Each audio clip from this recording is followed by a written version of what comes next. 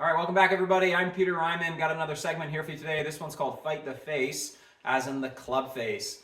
And what I'd like you to leave here today is with the knowledge that the club face wants to open when you transition from backswing to downswing. All right? So, first of all, look at this piece as I pull this up. You're going to see I'm going to spin in a clockwise direction, holding just the top of the club. And what I want you to notice as I freeze at the end is that the club face is open. That the club face looks something like this, and it's wide open, all right? That is not a good hitting position. And yet the golf swing is this rotational event in which we turn our body towards the target, and if we are just kind of barely hanging on to this club and letting the club react to your rotation, the club face is going to open.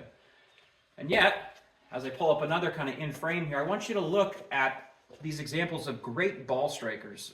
So really in my generation, these would be some of the best ball strikers that I've seen. And statistics would back that up. And every single one of them has a club face that's angled towards the ground. It is not open and up like this. It's angled down towards the ground. So if they're doing it, you should too. How are we going to get you there? I would say number one is make sure that your grip is strong enough. Grip is the most overlooked piece in golf instruction and yet has the greatest effect on your ball flight because it directly controls the club head and where the club head points, and it also then controls your plane. So typically, I see a lot of this. I see a weak grip, all right? So this hand, the lead hand is on there way too weak. It's way too rotated this way where the palm is starting to point up to the sky. And then typically around that, they start getting their club face a little bit closed at address, and they're setting up here with a weak lead hand and a closed club face at address. And then they swing it, and then those forces happen, right? And they got light grip pressure on it, and those forces happen, and the club starts to kind of open up on its own as they start to spin in a clockwise direction towards target, as I just showed you in that in frame. And it kind of works. You get away with hitting a few decent shots, but generally speaking, like if the club face is really opening a bunch in transition, you're rolling the dice every time because you're trying to time the event of I'm starting close, trying to hit square. Am I going to open it up the right amount every single time? You'd be much better off putting your lead hand on there stronger, right?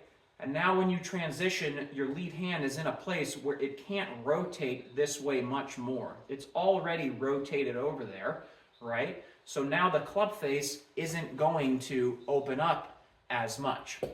There, by the way, still will be a little bit of opening up into that position. Almost all good players, their takeaway is going to be slightly more shut than their downswing is when they get the club back to the same position, but it's not nearly as much as what you would see from someone who starts with a super weak grip and maybe a closed club face on top of it.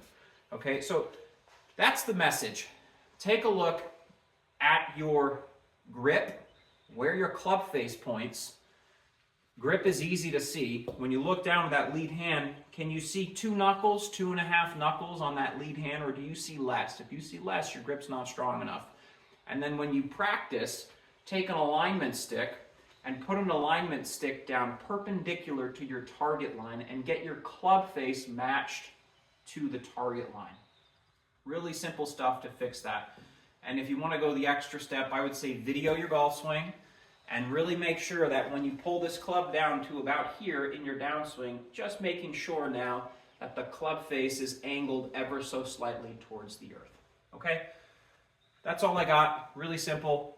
Really going to help you a lot though. So give it a shot. Comment. Let me know your thoughts. Hopefully it helps you out. And I will have some more material for you in the future. Cheers.